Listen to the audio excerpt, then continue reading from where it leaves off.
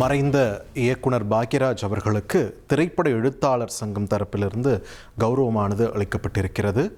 மறைந்த இயக்குனர் பாக்யராஜ் அவர்கள் திரைப்பட எழுத்தாளர் சங்கத்தில் முன்னின்று பல்வேறு பணிகளை அந்த சங்கம் தொடர்பாக நடத்தியவர். நிரந்தர கௌரவ தலைவர் என்ற ஒரு பொறுப்பு கே பாக்யராஜ் அவர்களுக்கு வழங்க அந்த சங்கம் சார்பில் தற்பொழுது முடிவெடுக்கப்பட்டு அவர் கௌரவப்படுத்தப்பட்டிருக்கிறார். இது தொடர்பான கூடுதல் விவரங்களோடு இணைகிறார் எமது செய்தியாளர் ராஜா. ராஜா, வணக்கம். இந்த தகவலுடன் முழு பின்னணி என்ன, விரிவாக பதிவு பண்ணுங்க.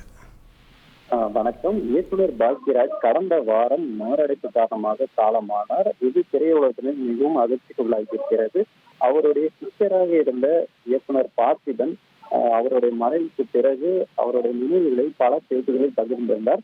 அந்த பேட்டிகளில் சில விஷயங்கள் சர்ச்சையானது. இந்த நிலையில் பாக்யராஜ் சார் பற்றிய என்னுடைய பேட்டிகளில் மனிதாயமற்ற ஒரு மனிதனின் கட்சிய விஷயத்தை பற்றியும் அதனால் ஏற்பட்ட வருத்தத்தை பற்றியும் அந்த விஷயமும் பெயர் குறிப்பிடாமல் பேசியிருந்தேன். அந்த நபர் இவரா இருப்பாரோ என்ற யூகத்தில் சில தவறுதலாக எனது மரியாதைக்குரிய இயக்குநர்கள் திரு பாண்டியராஜன் மற்றும் திரு சுந்தராஜன் ஆகியோர் மீது கோபமான கருத்துக்களை பதிவிட்டதற்காக நான் மிகவும் வருந்துகிறேன். அந்த நாகரிகமற்ற நண்பரின் பெயரை யாரும் தெரியாமல் போகட்டும். கூடவே என் நினைவு பெட்டகத்திலிருந்து அவர் கட்சிய விஷயமும் கரைந்து போகட்டும்.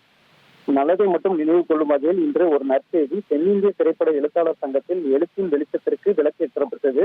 நான் என் விருப்பத்தை விண்ணப்பமாக எழுதி ஒரு பெரிய அறிவிப்பு பலகை இடம்பெற செய்து எடுத்து சென்றேன். வேகமனதாக அனைவரும் ஒப்புக்கொண்ட அந்த விண்ணப்பம் என்னவென்றால், தென்னிந்திய திரைப்பட எழுத்தாளர் சங்கத்தில் நிரந்தர கௌரவ தலைவராக திரு கே பாக்யராஜ் என்பது இனி ஆண்டாண்டு காலமும் அது அப்படியே நிலைத்திருக்கும். கூடவே அந்த சங்கத்தில் புதிதாக எழுப்பப்படும் கட்டிடத்திற்கும் என் குருவின் பெயர் சூட்டப்படும் என்பதே இந்த மகிழ்ச்சியான செய்தி.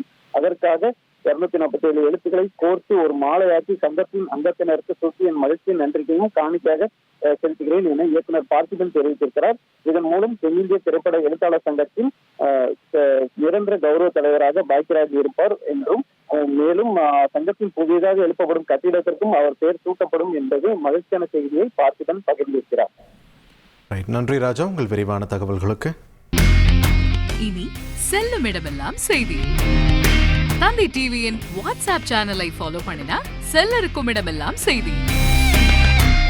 இதோ QR கோட் இப்பவே ஸ்கேன் பண்ணுங்க, ஃபாலோ பண்ணுங்க.